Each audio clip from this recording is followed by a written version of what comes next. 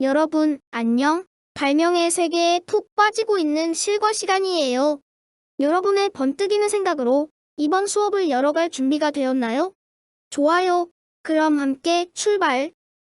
지난 시간에 무엇을 배웠는지 떠올려 봅시다.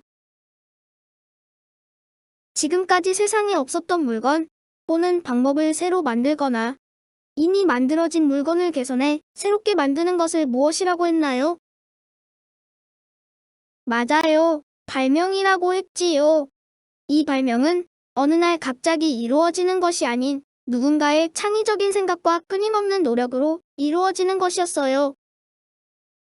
우리 주위의 많은 물건들이 발명품이었는데요. 이러한 다양한 발명품들은 우리 생활 속 불편함을 해결해 주어 편리하고 풍요로운 삶을 만들어주고 있어요. 그럼 이런 발명품은 어떻게 만들어지는 것이었나요? 우리가 일상에서 겪은 문제점이나 불편함을 개선하기 위해 고민을 하다 번뜩이는 창의적인 생각으로 만들어졌지요. 그런데 이 생각을 만들어내는 과정에서 발명 기법을 이용하면 좀 더 쉽게 아이디어를 떠올릴 수 있었어요. 이렇듯 발명 아이디어를 쉽게 구상할 수 있도록 도와주는 여러 가지 방법을 발명 기법이라고 했지요. 우리는 지난 시간 여러 종류의 발명 기법을 살펴보았어요. 어떤 것이 있었나요?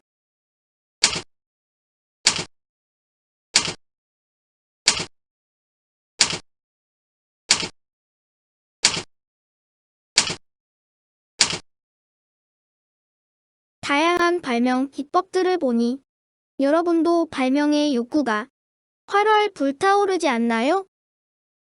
그런데 여기 여러분과 같이 활활 타오르는 발명의 욕구를 멋진 발명품으로 탄생시킨 사람이 있다고 해요.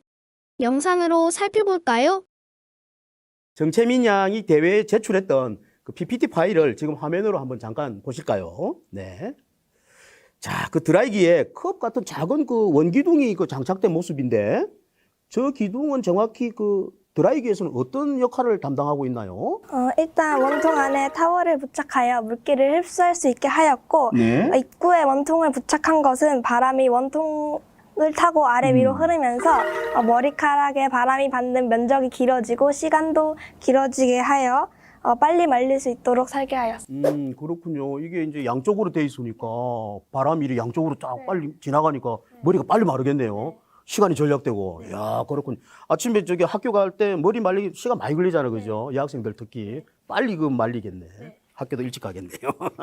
네. 정말 간단해 보이지만은 그 장점이 대단한 발명품인데 말이죠. 자, 그렇다면 정채민 양 학생 다시 한번 물어볼게요. 자, 드라이기에 장착하는 그 머리 말리개는 어떻게 하다가 이거 발명을 하게 된 겁니까? 제가 머리카락이 길고 숱이 많은 편인데 머리를 말리면은 물기가 옷에 많이 젖고 네. 불편해서 어떻게 하면은 머리를 빨리 말릴 수 있을까 생각하다가 만들게 되었습니다. 그렇군요. 생활 속에 불편함을 느낀 거네. 느껴서 그걸 바로 아이디어로 생각했고 그거를 발명으로 이끌어낸 거네요. 그렇다면 우리 정채민 양이 직접 그것을 한번 이렇게 사용해 봤을 때 어떻습니까? 머리가 진짜 만족스럽게 잘 말려져요? 어때요? 그렇게 빨리 말지는 몰랐는데 그냥 드라이기로 말렸을 때는 12분이 걸렸고요. 완전히 마르기까지. 머리 말리개로 말렸을 때는 6분이 걸려서 절반의 시간을 단축할 수 있었습니다. 영상을 잘 살펴보았나요? 여러분과 같은 초등학생 발명가가 등장했지요. 영상의 학생은 생활 속 느꼈던 불편함을 바탕으로 멋진 발명품을 제작해내었어요. 초등학생도 충분히 해낼 수 있는 발명. 여러분도 조금 더 가깝게 느껴지지 않나요? 그렇다면 여러분도 이번 시간 멋진 발명가가 되어볼까요? 이번 시간 배운 문제입니다.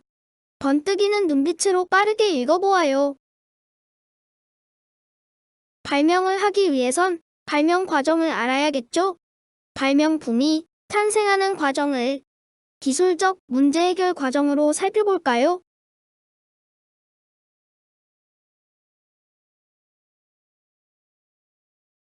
기술적인 문제를 해결하는 기술적 문제 해결 과정은 문제 이해하기, 연구 개발하기, 아이디어 실현하기, 평가하기의 4단계로 이루어져요.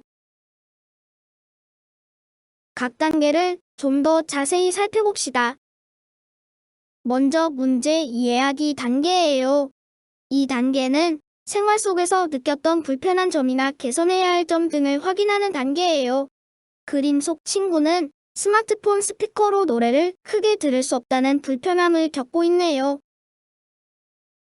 다음은 연구, 개발하기 단계입니다.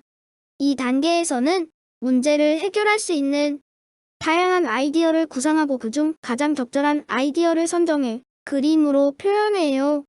친구들과 다양한 아이디어를 나누고 그림으로 그리는 모습이 보이지요? 이때 그림은 스케치와 구상도 두 가지를 그릴 수 있답니다. 조금 이따가 살펴볼게요.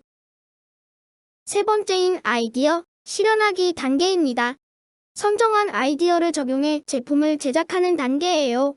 연구 개발하기 단계에서 그린 그림에 따라 필요한 재료와 공구를 준비해 제품을 제작하지요. 마지막, 평가하기 단계입니다. 구상한 아이디어를 적용해 제작한 제품이 문제를 잘 해결했는지 평가하는 단계예요. 문제를 해결하는 과정과 결과를 모두 평가한답니다.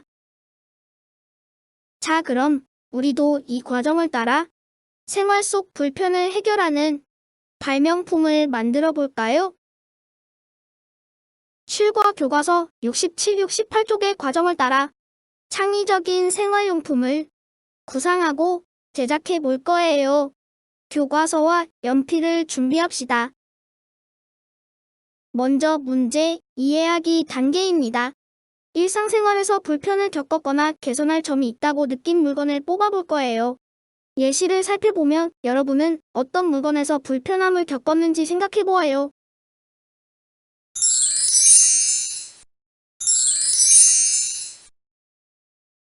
다음은 연구 개발하기 단계입니다. 발명 기법을 통해 다양한 아이디어를 구상하는 단계예요. 예시 답안을 살펴볼까요?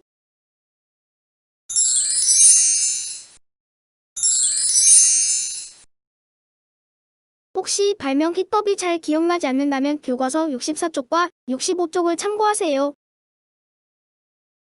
다양한 아이디어를 구상했다면 이 중 가장 적합한 아이디어를 선정합니다. 만드는 비용, 만드는 방법 등 다양한 기준을 고려해 선정해야겠지요?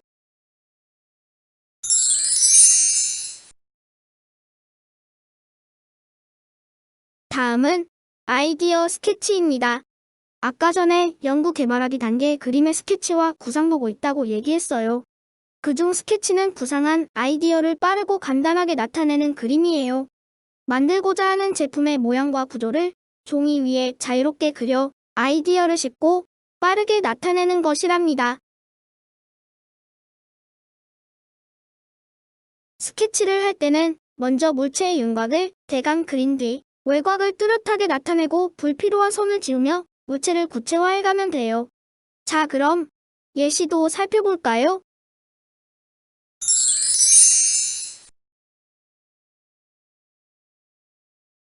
다음은 구상도예요. 스케치를 바탕으로 좀 더 작품의 특징이 잘 나타나도록 그리는 그림이에요. 스케치를 여러 장 해보았다면 그중 가장 적합한 것을 선택해 그리면 됩니다. 예시를 먼저 살펴볼까요? 예시에서 알 수 있듯이 구상도에는 실물과 같은 모양으로 입체적으로 그리며 치수를 써넣어야 해요. 그런데 내가 만들고자 하는 제품이 액자같이 평면적일 경우에는 평면으로 나타내도 괜찮답니다. 구상도 그리는 방법도 살펴볼까요?